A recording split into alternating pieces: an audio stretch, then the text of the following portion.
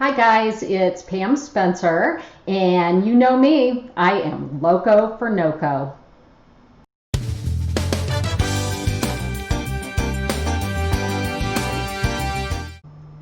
Today I want to talk to you about what you need to do to move to Northern Colorado.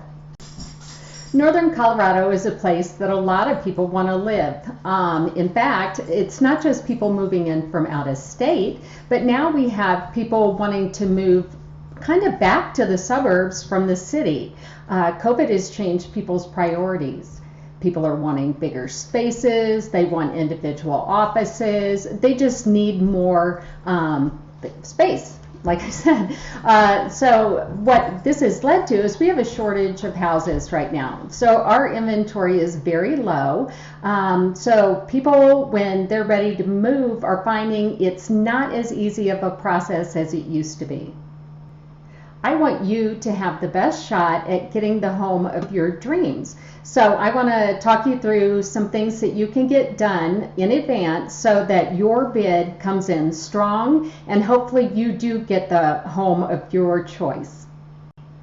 The first thing you need to do is get your financial ducks in a row. You need to meet with a lender and you need to get pre-qualified and hopefully pre-approved. How do you do this? So I'll help you find a lender that you feel comfortable with. They're going to need things like past bank statements, any debts. So you'll be getting a lot of your financial paperwork together. They'll need old tax returns. So just know, start compiling. A good lender will go through your finances and then help decide exactly how much house you can qualify for. Now, just because you can qualify for it doesn't mean you want to buy a house that costs the price that they may say. So this is a time that everyone works together and decides what meets your needs. Once we have a number picked out of what you want to afford and can afford, then it's time to start looking in the areas that you like. Northern Colorado has lots of different unique areas. You can go as far north as Fort Collins and Wellington, which Fort Collins is a nice college town. You can do smaller towns like Windsor, Loveland, my town, Longmont. So we start exploring and see, where do you fit in? When we find the house that just really lights you up inside, then it's time to put in a bid. This is where it gets tricky. Our inventory is very low, therefore prices are high, and a lot of houses are going over market value. Now, how do we decide what to do? I'll do a comparative market analysis of each house that you like and look at what I think the value is. Then we'll determine what the value of that house is to you. Therefore, if it, let's pretend a house is $400,000, but you love it so much that you're willing to pay $425,000 and you can afford that, then let's talk about putting in a bid there. With the competitiveness, I want you to win the bid. So I will work with your lender and we will write a winning deal. Part of working in this crazy market right now is buyers are having to kind of decide to let a lot of things go. So I always recommend that my buyers have an inspection of the property done, and we want to be looking at major mechanical. We want to see if the roof's in good shape, foundation, but anymore, we kind of overlook all the little cosmetic things. What we don't want to do is write an offer that has a lot of things for the seller to need to fix or anything like that. We want to make this as easy as possible. We want them to pick you. Another difference in this market is that normally we try and make our bids be what a house would appraise at. In this market, though, sometimes people are paying above an appraisal. So I'll work with your lender and you and decide how much, or there may be an appraisal gap is what they call it, which the house, let's pretend, is appraises at 400, but you've then made a decision to put in a bid for 425. We'll want to guarantee that. So I'll have your lender talk to you about the costs involved, how this will affect your payment, and if it works for you, then we're going to go in with a bid that will guarantee that appraisal gap. And that puts you at the front of the line.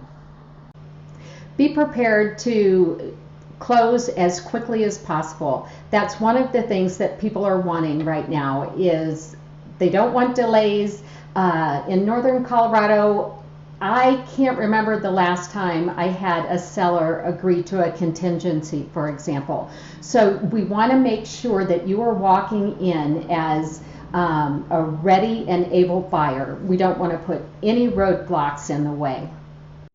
So we've met with the lender, we've established what the price is that you want to be at. We've talked about how much cash you want to have. We've talked about a possibility of an appraisal gap. We've talked about the inspection and how we're going to let the little things go. And really, the last thing is, quite a few sellers have asked people for post-occupancy.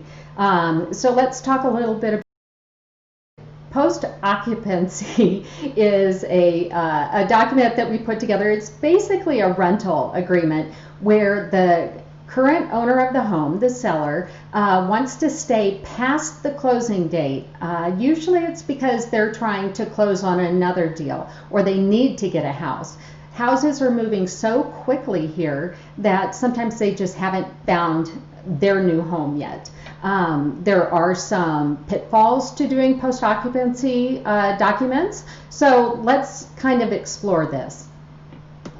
On one hand, doing a post-occupancy document it seems pretty easy. Here are sellers, they already live in the home, you know how they take care of their home.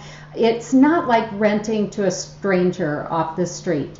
But part of a problem that could happen is, especially in this day of COVID, when currently you cannot evict a person. So until the state releases that and you're allowed to evict, there is a potential that you could have the sellers staying in the home, and if they couldn't find a new home, they could just refuse to leave, and you would have no legal recourse to get them out. Now you could sue down the road, but really everything we want to do, everything I like to do with real estate, is to avoid ever seeing the inside of a courtroom. We want to kind of preemptively think about these things and then make the best decisions. Buying a home in northern Colorado is going to be a challenge. It just is right now. But don't despair. We can get through it. We can have a good time, and I will do everything within my power to make it as easy as possible on you so that you can have the home of your dreams in northern Colorado.